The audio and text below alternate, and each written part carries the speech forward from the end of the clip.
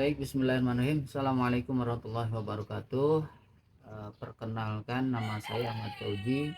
Saya tinggal di lingkungan RT 01 RW 14 Kelurahan Cipadung, Kecamatan Cibiru, Kota Bandung. Dan kebetulan juga kami di sini sebagai pengelola rumah magot ya, yang terletak ini di lahan ya milik Pak Haji Misbah.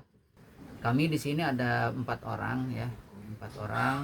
Ada petugas sebagai petugas pengelolaan sampah di sini dengan biokopensi magot. Kemudian juga untuk pengelolaannya kita di sini mengolah sampah, yaitu sampah organik ya. Tapi sampah organiknya sampah organik basah, di mana sampah organik basah ini kita manfaatkan untuk sumber pakan magot itu sendiri begitu. Ketika sampah organik yang dikirim oleh mang-mang sampah ke rumah magot sini, kita pilah kembali gitu. Kita pisahkan mana sampah organik basah untuk magot, mana sampah organik untuk kita komposkan begitu ya. Dan juga ada sampah plastiknya juga tentunya, residunya ya begitu. Kemudian setelah sampah terpilah, kemudian kita bubur dengan mesin pembubur yang alhamdulillah kita yang pertama kita membuat sendiri, kemudian yang kedua alhamdulillah kita disupport oleh DLH ya.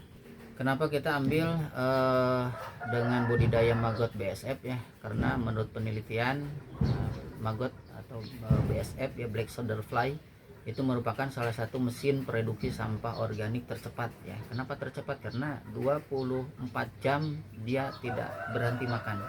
Pembibitan dari magot itu sendiri, kita awal mulanya sih memang kita beli telurnya, kita tetasin, kemudian kita besarin sampai sampai mencapai siklus, dan kita pertahankan sampai saat ini siklusnya itu. Dan untuk siklus magot itu sendiri itu cukup unik ya, karena berbeda dengan yang lain. Ini memiliki rentang waktu itu 40 sampai 45 hari itu siklusnya, dari mulai nelor, netas, kemudian jadi baby magot, jadi fresh magot, kemudian ada atau larvanya ya, fresh magot, kemudian dia berubah warna menjadi kecoklatan atau hitam, itu menjadi prepupa namanya. Kemudian dan itu sudah tidak makan, dia migrasi dengan sendirinya ya. Kemudian menjadi dari prepupa menjadi pupa, dan dari pupa kita masukin ke kandang lalat ya, dan di situ dia netas menjadi lalat BSF. Kemudian dia kawin di situ dan bertelur juga di situ. Dan si jantan maupun si betinanya, ketika dia sudah nelor si betina, dia akan mati 3 hari kemudian. Begitupun si jantannya juga mati juga ya 3 hari kemudian. Nah, makanya kalau kita perhitungkan itu kurang lebih 40 sampai 45 hari siklusnya itu untuk magot gitu ya. Pemanfaatan dari magot itu sendiri untuk apa gitu ya. Dan magot di sini saya sampaikan magot sebagai pakan alternatif ya untuk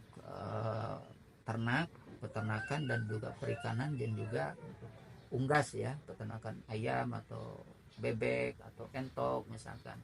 Kemudian untuk perikanan juga ini diambil sebagai pakan alternatif. Kenapa pakan alternatif? Karena magot itu sendiri memiliki kandungan protein yang tinggi, di antara 30 sampai 50% itu protein terdapat dari magot. Makanya diambil sebagai pakan alternatif.